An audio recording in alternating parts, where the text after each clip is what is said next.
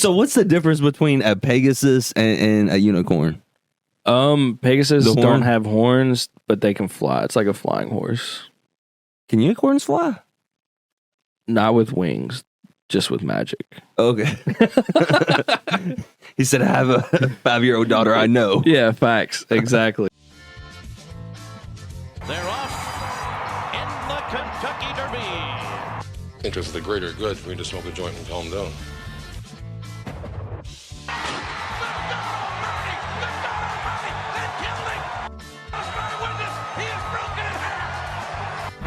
I am the greatest. He'll fall an eight to prove that I'm great. And if he keeps talking jive, I'm going to cut it to 5. Welcome back, everybody, to another episode of the Ville Chillin' Podcast. Today, we're excited to talk about the Pegasus Parade and the history of the Pegasus Parade. It is the oldest event in the Kentucky Derby Festival, which, if you missed our previous episode about kind of the whole festival is just like a month, more than a month long build up to the actual Kentucky Derby. And the Pegasus Parade is the oldest of those events. And it's also one of the largest parades in the country. Dude, so what's the difference between a Pegasus and a unicorn? Pegasus don't have horns, but they can fly. It's like a flying horse. Can unicorns fly? Not with wings, just with magic. Okay. He said, I have a 5-year-old daughter I know. Yeah, facts. Exactly. But yeah, the Pegasus Parade is actually a pretty amazing event. Aside from just being the oldest event for the Kentucky Derby, I think it started in like 1956. Yeah, 1956.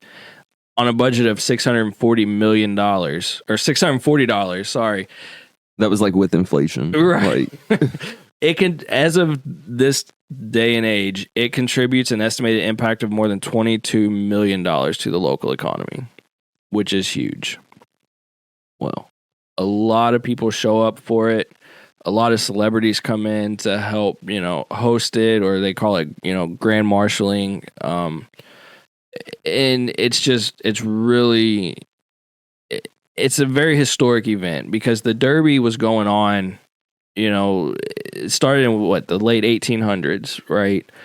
And it took a long time for them to decide to really start throwing a whole festival. But once they started the Pegasus Parade, the whole festival was just born, like, let's do more, let's do more, let's do more. And it's really turned into the festivities that we see today, especially the week building up to, starting with Thunder and then the week building up to the Derby itself. Millions of dollars for the city and the state. So just for a little bit of history, back in 1956, there were 4 volunteers and a budget of $640. And I'm sure not too many people showed up on Broadway. But even then, there were plenty of, celebrities and everything included or showing up. Floats, balloons, marching bands, equestrian units, just so much that they put into it with just a budget of $640. Can you imagine? I mean, what would that probably be today? A lot. At least quadruple that. Probably a whole lot more than that. Probably more. I mean, I don't even know how to say it.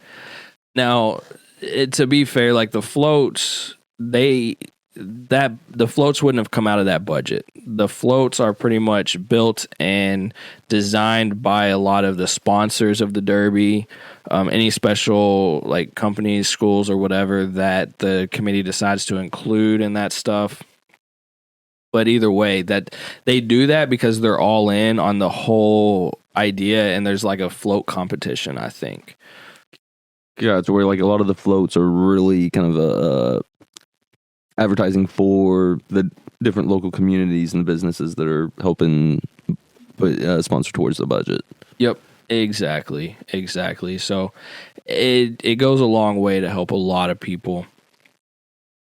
And So again, they marched down Broadway for like 17 blocks, and so yeah, it says here many are built by employees or volunteers of the sponsoring groups who take the awards competition very seriously.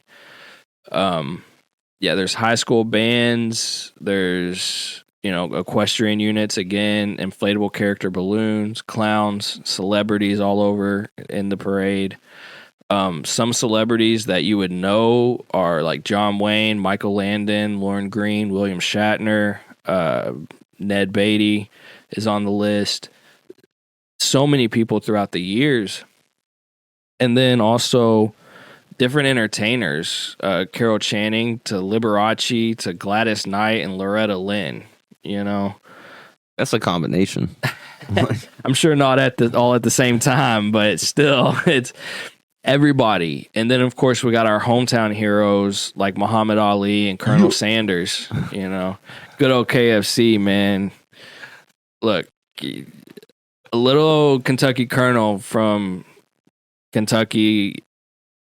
KFC is like the New Year's meal in like Japan or Christmas meal. You know what I'm saying? So it's wild that somebody from here created such a large corporation. And wasn't he like 60 when he built when he started KFC? I didn't know that. I knew he was older, but yeah, I'm pretty sure it's in one of the books I've been reading. I think it was in Think and Grow Rich. He talks about it, how Colonel Sanders was like 60 when he like went bankrupt, and he was like, okay, I'm gonna just do something new. And now it's a world renowned brand of fried chicken. I think it's bigger in Japan than it is in Kentucky. I think you're right. Oh well, yeah, because we got Indies. Yeah, we got the Indies, bro. Oh man, but yeah, it's a huge event. It takes more than 500 volunteers to put on the 2-hour parade. That's a lot of volunteers, willing to spend their time to help make it happen. And it includes an average of 2,500 participants. So 2,500 different people in the parade itself, plus any, horses, other animals they might include, and all that stuff. And a crowd of 200,000 people in less than a 2-mile route. That's a lot of people. Yeah, like numbers wise, it's not as big. It's definitely not as big size wise as far as like compared to Thunder. Thunder, we're talking about closer to 1 million people, but that's just within a 2-mile radius. Less than 2 miles. Not even a 2-mile radius. That's just a 2-mile stretch of road. So 2 sides to a road. You know what I'm saying? That's the thing about Thunder, is it is kind of a 2-mile radius, because you have the whole waterfront plus people down the roads outside of the waterfront if they don't want to get into the actual area with the Pegasus Pen. You got the Indiana side and everything, whereas this is just 200,000 people along that little route. Pretty crazy. It's been broadcast live on NBC affiliate Wave 3 since 1982. And the local broadcast brings the parade an additional 200,000 viewers annually. 400,000 people watching this parade every year, whether in live or on TV. That's a lot of people, man. A lot of people. It's a big deal. And it's kind of difficult to say whether that's viewers or TVs, because if that's TVs, then 200,000 TVs, you can have several people watching a TV. That number could go way up. So it really is a big thing. It was first held on the Thursday before Derby, but since then, because of the Derby itself is packed in so many activities, they moved it to the Sunday before Derby. But yeah, you can see like right here all of the parade grand marshals. They have those on the website, and you can definitely recognize some of these names other than what they mentioned. Like they mentioned Lauren Green, John Wayne, Colonel Sanders. Muhammad Ali's done it twice. Diane Sawyer, Ned Beatty. There's just so many people. Loretta Lynn, Buzz Aldrin. Freaking astronaut, dude. He's been on the moon, and he took the time to lead the Pegasus Parade. Denny Crum. You know, Why they gotta share it with Denny Crum though? Like I know, he went to I the know. movie. Like Buzz Aldrin was definitely like the main one there. Like, But I mean, maybe that was around the time Denny Crum retired. Oh man, Cyndi Lauper, she was good. yeah, just there's so many people. And in 2019, Black Panther, Spider-Man, Captain America, and Black Widow, Grand Marshal the Pegasus Parade. So that's what's really cool about this is it truly involves people of all age groups. And it says here in this little paragraph at the end, the grins on kids from ages 2 to 92 tell the story best. I think it's funny. They still call it kids because that's what it is, man. It's just, it's a spectacle, it's a true spectacle. It's a show, and it's kicking off the oldest horse race, like one of the oldest sports in the country, the organized sports. So, and again, all the money it brings is just wild. And they've had so many themes throughout the year, just like Thunder. They have, just so many ideas that they run with. This year it's the 150 anniversary, I think, just like celebrating Derby 150 is the theme. Last year, celebrating Derby traditions. Before that, loving Louisville, a tribute to the community. Throwback Thursday was one. Fun for the arts, Call of the Wild. They really do a lot to make sure that there's a true theme to all the floats and everything that's going on. So very, very cool event, and again, the oldest for the Derby Festival. There was something here I wanted to bring up. I thought.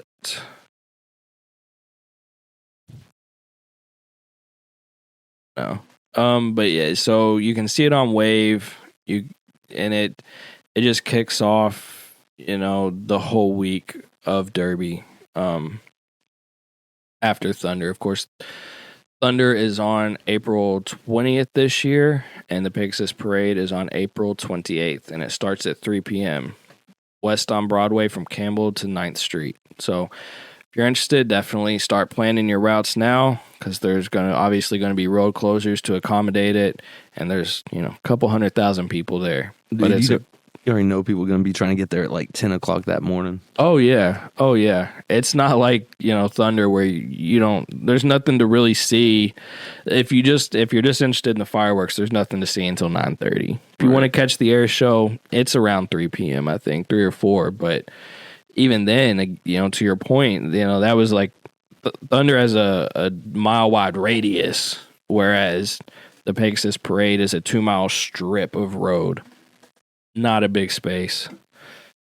But yeah, it's definitely worth going to, worth watching, and worth experiencing. To that effect, we have a video queued up from Wave. We here with Don G. and Gary, I think. I don't know what his name is. So this is just some of the parades through the years. So you got 1956. That's Wave's first Pegasus Parade. You can see people just kind of dancing in the street. There's, as they move down, there's marching and floats and balloons and everything. And for 1956, man, that's a lot of people, in one area, like, all up in the buildings and everything. They got street lights and everything. Dude, look how crazy Broadway looks back there.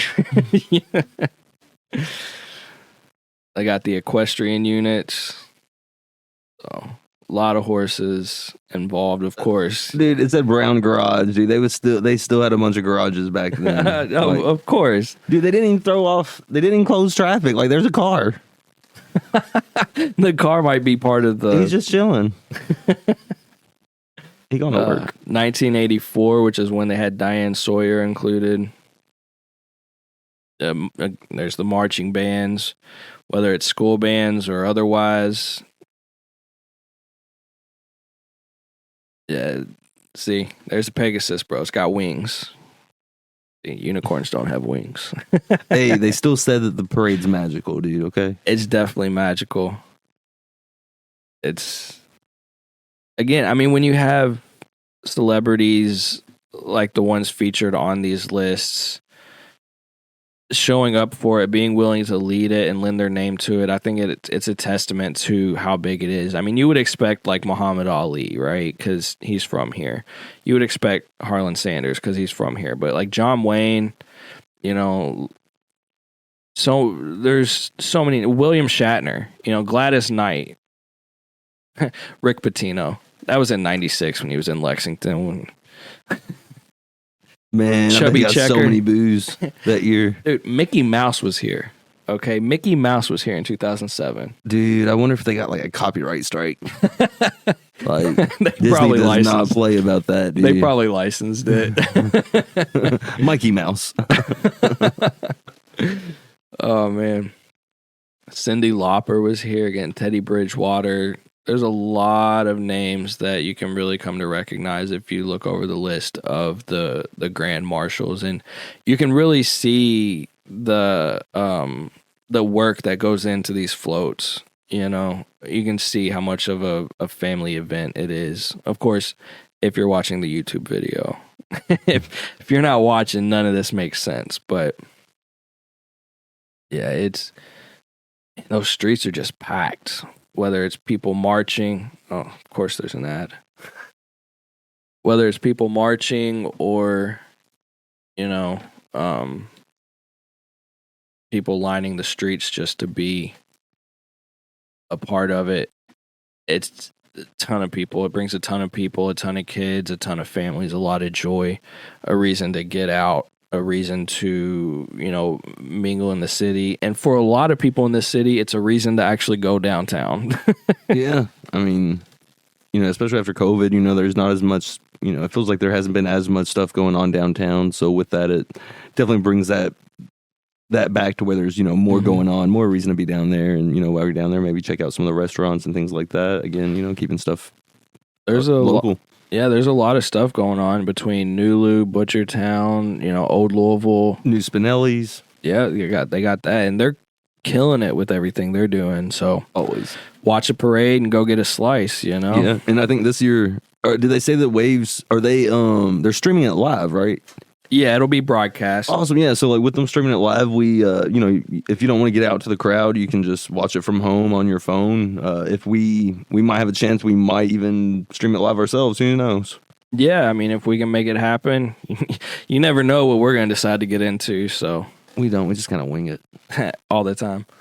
But yeah, with that, definitely check it out. If you're not familiar with the Derby itself too much, and especially if you're not familiar, you know, everybody knows what the Derby is. So you might see the Derby, but if you're not familiar with all the festivities that happen around the Derby, check it out because you're definitely missing out. Yeah. If it wasn't for the Pegasus Parade, there would be no Thanksgiving parade or a Thanksgiving. Who knows? I don't. Who knows, man? We'll have to ask a historian. So if there's any historians out there who want to correct us on that, we'd love to talk to you. You don't have to, though. It's understandable. You're probably busy. It's cool. Man, I guess with that, is there anything you want to add before we close it out? Nah, not at all. With that, make sure to check out some of these events. Check out our episode that we did on the overall, you know, schedule of events. Check out the Thunder episode from last week, and you know, make sure to catch us the week of the Derby because we're doing 7 days of Derby. Yeah. And we will catch you all next time. They're off in the Kentucky Derby. Interest of the greater good for me to smoke a joint and calm down.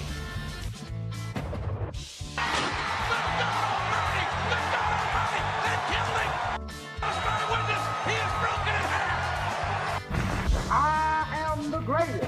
He'll fall an inch to prove that I'm great. And if he keeps talking jive, I'm going to cut it to 5.